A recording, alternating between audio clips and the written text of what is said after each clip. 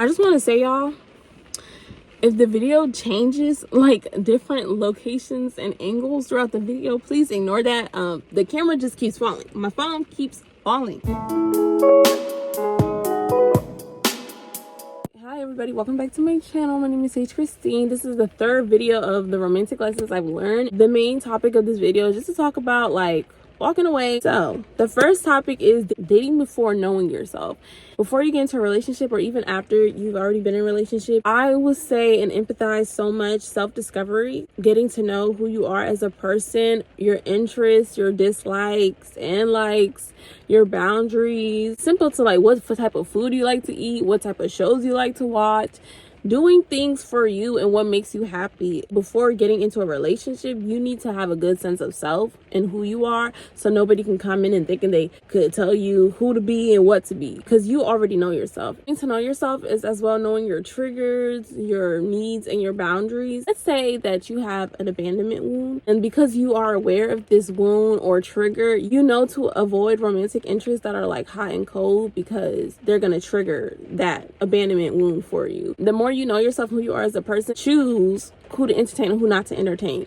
Next topic, inner peace over romance. Loving yourself first. The best relationship you're gonna have is with yourself, because you came here on this earth by yourself, unless you're like a twin or a triplet, but you came on this earth here by yourself and you're gonna leave by yourself. Even though the human experience, we get to encounter all types of relationships, you need to make sure you love yourself the most, because you have to deal with yourself. And I don't think people realize, like, you could always run away from your problems, but when your problems is yourself, you can never really run away. You might do things to escape, but the thing is, when you have to deal with yourself, it's always going to come up. It's always going to happen. The more you love yourself, the more you pour into yourself, the more you make yourself a priority, you build your self-confidence, you build your self-worth, you know your value, and you also build self-trust. You don't need to seek external validation to make you feel good about yourself, or to make you see your worth, or to make you see your value. Because the thing about external validation is, if you're constantly looking for validation from outside, once somebody leaves or once somebody walks away, you're a bit unstable, a bit shaky. Like, seeking validation, and we're seeking our worth and value from their eyes. You don't want to depend on, whether it's a romantic partner or even family or friends, to see your value and your worth. For me personally, I feel like loving myself first is prioritizing my emotional well-being and my mental well-being, doing things that I love, that I know that can make me happy, taking care of myself, whether it's like taking care of my body or doing any type of self-care, doing my makeup and doing my hair, taking myself out to eat, just little stuff like that. Loving yourself, because it really does build self-confidence, self-value, self-worth. And because you already build that for yourself, you won't need to seek anybody else for it. And you know that certain relationships or treat you any type of way, you know, oh, I don't got to tolerate that, because I'm beyond that. Next topic is self-worth in relationships. The thing about relationships is that you shouldn't have to feel like you're constantly auditioning for your partner. Like, pick me, choose me, because I'm like this. You shouldn't constantly having to prove yourself to someone to get picked or chosen. Feel like someone should genuinely like you for who you are, because if they don't like you for who you are, and you don't like them for who they are, then there's nothing wrong if you don't like someone for who they are. That's okay. That just means y'all not compatible. Y'all don't align. There was this one time I was talking to this guy, and like we had similar interests, and I'm trying to tell him like, oh yeah, I listen to R&B music and I could put you onto this artist. I have a song for everything. I got the ick afterwards, and I'm like, bro, why am I trying to prove to someone they should get to know me better? Like, no, if they really want to get to know me, they'll ask me questions. You have to constantly audition to be with someone, they're not the person for you. You shouldn't have to earn attention from your partner, lower your standards. If you find yourself doing something that you're uncomfortable with, or that doesn't sit right with you, and you're only doing that because you want someone to like you more, pay attention to you, give you affection, then that's not someone for you. You shouldn't be doing anything that you're not comfortable with, period. Don't ever compromise your morals or your values for somebody else. You have those boundaries for a reason. You shouldn't have to lower your standards or do something uncomfortable just for someone to love you. You're supposed to just live in your truth and just exist. I also wanted to say that the way people treat us is more of a mirror of their own emotional state and experiences, because hurt people hurt people. How people treat you is often a reflection of themselves. It's definitely human to question that. I swear every person that's ever mistreated me or done me dirty or done me wrong, they have inner issues. But sometimes people don't want to deal with their inner issues, so they project. Misery love company. People say it all the time, but it's really true. Misery love company. So some people are like, I don't feel good about myself, so I'm gonna make so and so feel bad about themselves because it's gonna make me feel better.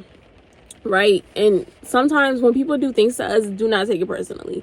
It may be so hurtful. It may be like, oh my God, why would you do that? Why would you hurt me this way? But do not take it personal. Take it with a grain of salt. Okay? Like, it hurts. You're human. And when people hurt us, it hurts. It's very hurtful and it hurts deeply. But some people do things just off of their own selfish needs and selfish gains. Like, hi, y'all. This is me from the future. I just wanted to quickly add and say sometimes people do things for their own selfish needs and selfish gains, but also people do things just to belittle you and to have control over you. And don't take it personal. The next topic is healing and emotional triggers. The first topic was talking about getting to know yourself. Hey y'all, it's me again. I keep jumping in, but I just didn't like what I said in this clip, so I have something even better. When you take the time to really know yourself, you also become aware of your emotional wounds and triggers. In relationships, our partners can act as mirrors, reflecting part of ourselves we may not always see, both the good and the ugly, or even the challenging. When someone triggers us, it's an opportunity to pause and ask, is this about them or is this something within me that needs healing? Recognizing these patterns allow us to grow, communicate better, and build healthier connections. And sometimes it's not always your partner. You could be the problem. So it's good to take a step back and realize what's going on. Think about feelings and emotions. It doesn't matter how far you run from them. They're always going to meet you at the door. You don't go away until you sit down and you decide to do the inner work. I mean, someone who's full of it any day of the week. But the difference between the unhealed version of you and the healed version of you, the unhealed version of you may entertain them and go far and then go through that whole cycle, that whole toxic cycle. When the healed version of you, you could see the red flags and be like, oh no, thank you. Like, I'm not even about to put myself through that. Sometimes our childhood experiences shape the way we navigate relationships. Unhealed wounds like feeling abandoned, unseen, or not good enough, or even being emotionally neglected can show up in how we communicate, seek validation, or react to conflict. Recognizing these patterns isn't about blaming the past, but understanding ourselves better so we don't let old wounds control our present connections. We don't want to self-sabotage based off of what happened to us in the past. The next topic we're going to talk about is real love versus emotional attachments. Sometimes you do not love that man, and sometimes you don't love that girl. So there are different attachment styles, but I would definitely put like a little thingy up here in the video somewhere so you can see all the attachment styles. We'll also drop a link below so you're able to take a quiz and figure out what your attachment style is. We have like anxiously attached, disorganized, secure attachment style, avoidant. I know people hear that one a lot. Or just anxiously avoidant. Those are all different attachment styles. And usually these attachment styles are formed when we're children. If you didn't get certain needs met as a child, then you might have a certain attachment style. If your caregiver or guardian treated you a certain type of way, you may have a certain attachment style. Based on how we were raised, sometimes what we think is love is actually just attachment. Our attachment style formed in childhood shapes how we connect in relationships. If we have an anxious attachment, we might mistake the fear of losing someone for deep love. If we're avoidant, we might push people away while still craving connection.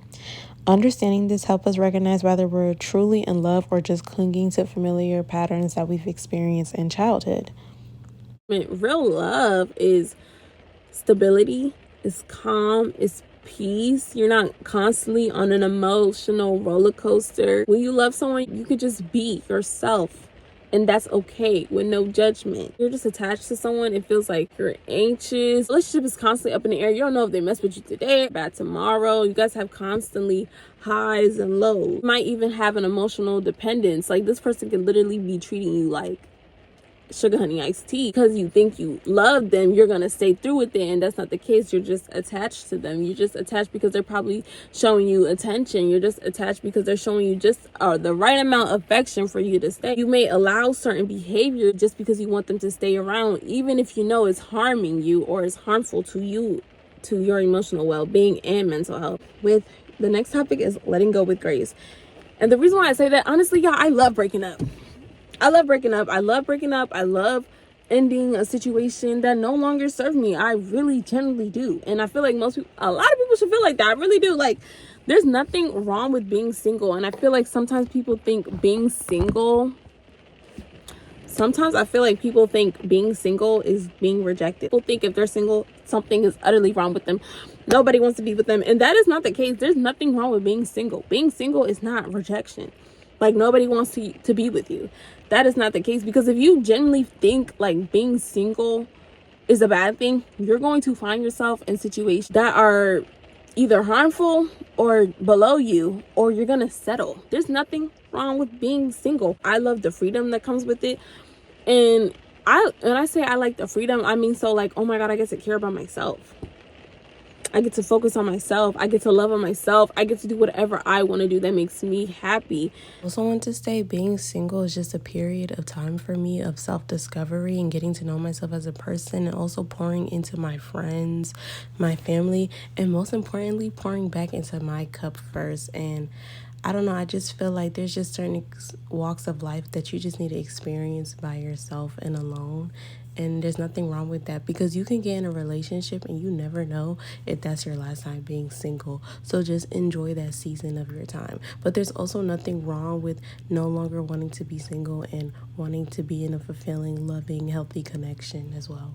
Sometimes it's hard to walk away because we know when we leave that everything that we planned with this person, everything that we wanted, our dreams, our hopes, like we may have talked about having a family, going on trips, buying a house, going on all types of adventures, is no longer going to be the case once you walk away. And yes, that is sad and it sucks, but it's better to walk away than to stay in a relationship that you're unhappy. Heartbreak may hurt, but the thing about heartbreak is temporary. You know you want to leave. You know there's better out there. You know you're settling. You don't know the doors you can unlock once you leave somebody, once you leave a situation. You don't know what's on the other side of the door. You have to grieve that person, who they were, those memories. Yes, you love them, but you have to love yourself even more, because at the end of the day, it's your happiness. You're your first priority. You have to put up with certain things. I'm telling you, there's people in relationships that like they don't even deal with the stuff you have to deal with. It's okay to feel your emotions, y'all, about your breakup. You deserve peace and not destruction. Like, you deserve someone who brings you peace, who makes you happy. You don't even have to worry about certain things. It's not even in your mind. You don't deserve destruction. You don't deserve someone that comes into your life and flip it all the way upside down, that you cannot even recognize yourself. A relationship takes two people, and if you're the only one trying to figure out, oh, how can we make this work? Where can we go from here? It's not going to stop the fact that y'all are no longer going to be together, that y'all are going to break up. Because the more we stay with someone, the more pain we cause ourselves. And it's okay to walk away from a relationship. That doesn't mean you failed. This relationship is not worth it. I could do better. I could find better after I healed.